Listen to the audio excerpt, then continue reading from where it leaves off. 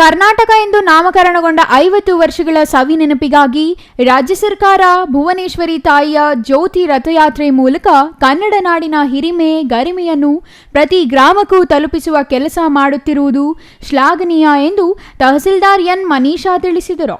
ತಾಲೂಕಿಗೆ ಆಗಮಿಸಿದ ಕರ್ನಾಟಕ ಸಂಭ್ರಮ 50ರ ಕನ್ನಡ ಜ್ಯೋತಿ ರಥಯಾತ್ರೆಗೆ ಶುಕ್ರವಾರ ಬೆಳಗ್ಗೆ ತಹಸೀಲ್ದಾರ್ ಮನೀಷಾ ಹಾಗೂ ತಾಲೂಕು ಪಂಚಾಯಿತಿ ಇಒ ಹೇಮಾವತಿ ಅವರು ರಥದಲ್ಲಿರುವ ನಾಡ ದೇವತೆ ತಾಯಿ ಭುವನೇಶ್ವರಿಗೆ ಮಾಲಾರ್ಪಣೆ ಮಾಡಿ ಆರತಿ ಬೆಳಗಿದರು.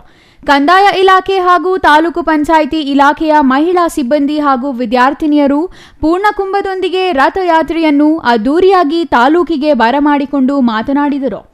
1973ರಲ್ಲಿ ಡಿ ದೇವರಾಜ ಅರಸು ಅವರು ಮೈಸೂರು ರಾಜ್ಯವನ್ನ ವಿಶಾಲಾರ್ಥದಲ್ಲಿ ಕರ್ನಾಟಕ ಮರುನಾಮಕರಣ ಮಾಡಿ 50 ವರ್ಷ ಗಳಿಸಿದ ಕಾರಣಕ್ಕಾಗಿ ನಮ್ಮ ಸರ್ಕಾರ ಇಡೀ ವರ್ಷ ನಾಡು ನುಡಿ ಕುರಿತು ಯುವ ಪೀಳಿಗೆಗೆ ಪರಿಚಯಿಸಲು ಈ ರಥಯಾತ್ರೆ ಹಮ್ಮಿಕೊಂಡಿದೆ.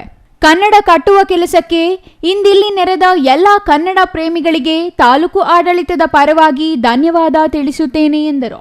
ಜಿಲ್ಲಾ ಕಸಾಪ ಅಧ್ಯಕ್ಷ ಪ್ರೊಫೆಸರ್ ಕೋಡಿರಂಗಪ್ಪ ಮಾತನಾಡಿ, ಮೈಸೂರು ರಾಜ್ಯ ಕರ್ನಾಟಕ ಎಂದು ನಾಮಕರಣಗೊಂಡು 50 ವರ್ಷ ಪೂರ್ಣಗೊಳಿಸಿದ ಹಿನ್ನೆಲೆಯಲ್ಲಿ ರಾಜ್ಯ ಸರ್ಕಾರದ ನಿರ್ದೇಶನದಂತೆ ಇಡೀ ವರ್ಷ ಕರ್ನಾಟಕದ ಇತಿಹಾಸ, ಕಲೆ, ಸಾಹಿತಿ ಜ್ಯೋತಿ ಹಾಗೂ ಕನ್ನಡ ಭಾಷೆ, ನಾಡು, ನುಡಿ, ಜಲ, ಅಸ್ಮಿತೆಗಾಗಿ ಸಂಘರ್ಷ ಹೋರಾಟ ಮಾಡಿದ ನಾಯಕರನ್ನು ಸ್ಮರಿಸುವುದು ನಮ್ಮೆಲ್ಲರ ಆದ್ಯ ಕರ್ತವ್ಯವಾಗಿದೆ ಎಂದರು. ಕನ್ನಡ ನೆಲದ ರಕ್ಷಣೆಗೆ ನಿಂತ ಪ್ರತಿಯೊಬ್ಬರನ್ನೂ ನೆನೆಯುವುದರ ಜೊತೆಗೆ ಯುವ ಸಮುದಾಯಕ್ಕೆ ಹಿಂದಿನ ಇತಿಹಾಸ ತಿಳಿಸಿಕೊಡುವ ಪ್ರಯತ್ನ ಮಾಡಬೇಕಾಗಿದೆ.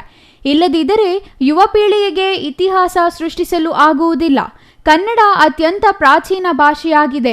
ಸಾವಿರಾರು ವರ್ಷಗಳ ಇತಿಹಾಸ ಹೊಂದಿದೆ. ತನ್ನದೇ ಆದ ಕಲೆ, ಸಂಸ್ಕೃತಿ, ಪರಂಪರೆ ಹೊಂದಿದ್ದು ನಾಡಿಗಾಗಿ ಪ್ರಾಣ ತ್ಯಾಗ ಮಾಡಿದವರ ಸಹಕಾರದಿಂದ ಕರ್ನಾಟಕ ರೂಪುಗೊಂಡಿದೆ ಎಂಬ ಸಂಗತಿಯನ್ನು ಯುವ ಸಮುದಾಯ ಅರಿತುಕೊಳ್ಳಬೇಕು ಎಂದರು. ಈ ವೇಳೆ ಶಿಕ್ಷಣ ಇಲಾಖೆಯ ಟಿಪಿಒ ಮುರಳಿ, ಕಸಾಪ ತಾಲೂಕು ಅಧ್ಯಕ್ಷ ಸುಬ್ಬರಾಯಪ್ಪನವರು ಮಾತನಾಡಿದರು.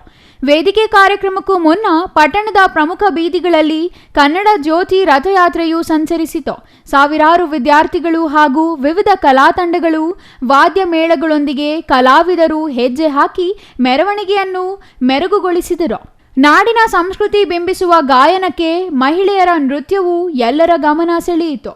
ಈ ಕಾರ್ಯಕ್ರಮದಲ್ಲಿ ತಾಲೂಕು ಪಂಚಾಯಿತಿ ಇಒ ಹೇಮಾವತಿ, ಸಿಒ ಶ್ರೀನಿವಾಸ್, ಪದವಿ ಪೂರ್ವ ಕಾಲೇಜು ಪ್ರಾಂಶುಪಾಲ ರವೀಂದ್ರ, ಬಿಇಒ ಕೃಷ್ಣಪ್ಪ, ಸಿಡಿಪಿಒ ರಫೀಕ್, ಟಿಪಿಒ ಮುರಳಿ, ಕೃಷಿ ಇಲಾಖೆ ಸಹಾಯಕ ನಿರ್ದೇಶಕ ಕೇಶವರೆಡ್ಡಿ, ತಾಲೂಕು ಸರ್ಕಾರಿ ನೌಕರರ ಸಂಘದ ಅಧ್ಯಕ್ಷ ಕೆವಿ ನಾರಾಯಣಸ್ವಾಮಿ ಮತ್ತಿತರರು ಹಾಜರಿದ್ದರು. Satish Babu, CTV news, Gudibande.